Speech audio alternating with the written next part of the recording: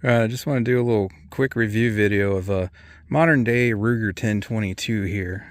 This one specifically, as some of you probably noticed with the orange stock there, this was a Talon exclusive, I want to say. This one was a tiger. They had a few, like one was a dragon, then they had like a warthog or whatever, alligator and whatnot. So that's all that's going on with this stock here. This is a factory stock. It was just like a dealer exclusive, Talon exclusive. So other than the fancy pantsy stock, which it came with that, it's just a standard Ruger 1022. I got this rail on here because we had a red dot and a scope on here doing different things with it and whatnot. But it's still factory sights, factory barrel, factory trigger and everything.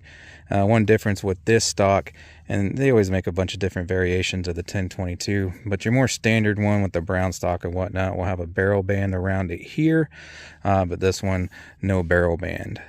It's got an 18-inch barrel. They all come with this standard rotary 10-round magazine. I'm just going to put this Aguila high-velocity ammunition through it today. Most people know there's a bunch of companies, they make 25-round banana mags for them and whatnot. Ruger even makes their own brand for extra reliability because a lot of those 25-rounders don't work very well. So that's an added plus of a 1022 is you got all kinds of magazines available, different sizes and whatnot. And of course they have, I've even seen drum magazines for these as well. Really ergonomic, comfortable little rifles, super fun to shoot, and that's what I'm going to get to doing right now.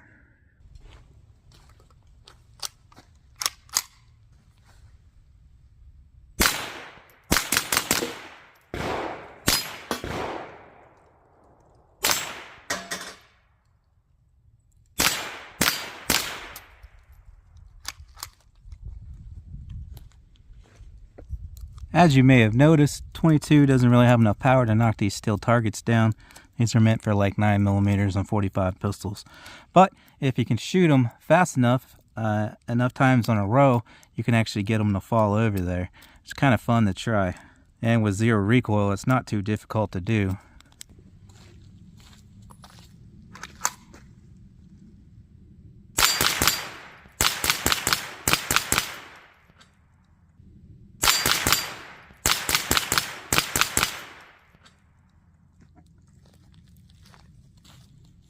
Those ones are stubborn. We'll have to try some of the other ones, see if they'll go over. I will be heading down to the rifle range here in a little bit, but I just want to knock some of these steel around real quick for fun.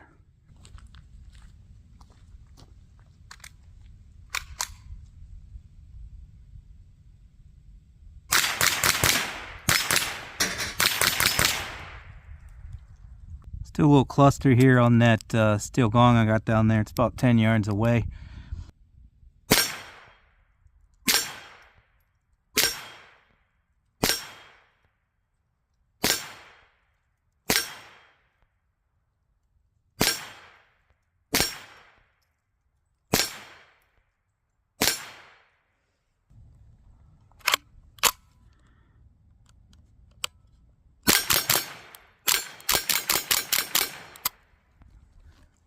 She was bouncing all over the place on me there. I was trying to crouch down with the barrel under the camera so you guys could see it there, and it caused horrible accuracy for me there.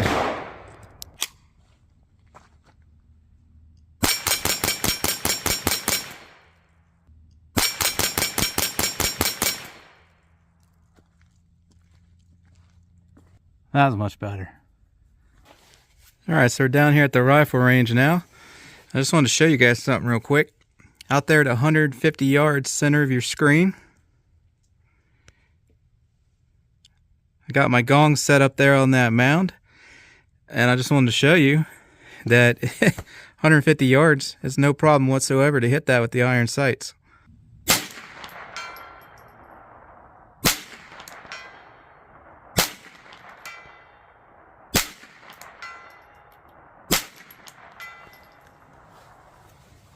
So hopefully you hear that. Those are all hits. I could go faster than that too.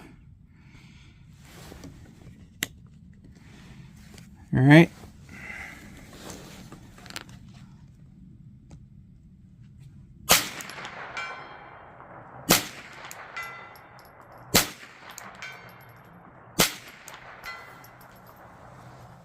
Let me load up some more here and we'll get you zoomed in more.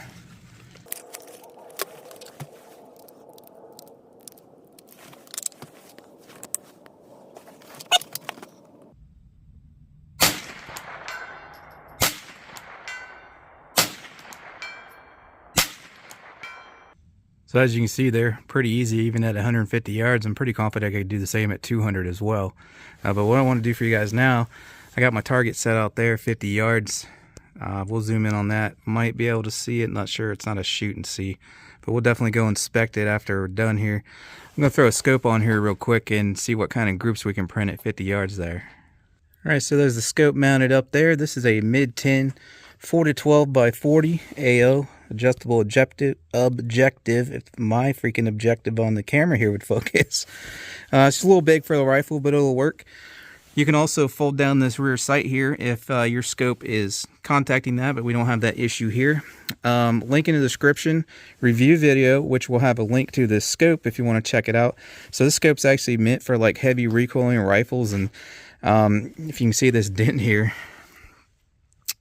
if my freaking camera would focus again. It flew off a 12 gauge shotgun when we was kind of putting it through a torture test, slammed on the ground, and she still works and holds 0, so real good scope there. Like I said, it's not typically something you'd put on a 22 here. It's for, you know, higher recoiling rifles and possibly shotguns, but if you want to go check that out, I'll leave a link in the description of the review video of that, which again will have the link for the actual scope if you want to go check one out for yourself. So I did not include the footage shooting these groups because they are not particularly good groups. The target on the left and on the right of the head there was the groups that I shot at 50 yards there. So I've owned 3 of these rifles, and I can tell you that generally they'll shoot twice this good. These groups are coming in around 2 2¼ inch, something like that, at 50 yards there. And generally that's the accuracy you get at twice the distance at 100 yards if you can find ammunition that it likes. I used to almost exclusively only shoot CCI ammunition back in the day before I had an issue with their customer service, so I switched to a Gila. So as I said, I've owned 3 of these, and it's been my experience that they'll group like in the 2-inch range, 2.5 inch at 100 yards with something that it likes. So for it to be printing this size groups at half the distance at 50 yards, the rifle must just not really like this ammunition. I wish I had some, I guess, CCI or something to test out, to, you know, watch these groups shrink. I can almost guarantee you they would. Like I said, I've owned 3 of these, and they've always shot better than this for me. So in this particular instance, this rifle just must not like this Aguila ammunition that much. Which, of course, this is no precision 22, but I wanted to give you guys an idea of the accuracy capabilities of it anyways.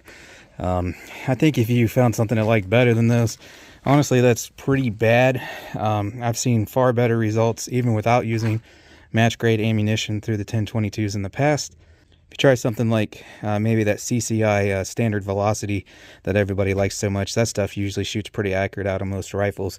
That would probably cut those groups in half without even having to buy match grade ammo. Anyways, that'll do it there, guys. You know, I still think she's a pretty good rifle for the money in 2023. Always have 100% reliable function and feed and whatnot with that factory 10-round rotary mag. They're also pretty dang reliable with the Ruger 25-round magazines. Huge aftermarket support for these. You can do anything you want to them, even accurizing them and turning them into a precision shooting rifle capable of sub-MOA groups. But, you know, for the money, you get a pretty capable little semi-auto 22 there without breaking the bank, and I think she still holds value real well, even modern times here. But that's my take on it, guys. Thanks for watching. If you want to get yourself, you see anything I use in the videos, like the shooting bag there, earmuffs and more, steel targets, links in the description. But again, thanks for watching, and I hope to catch you on the next one.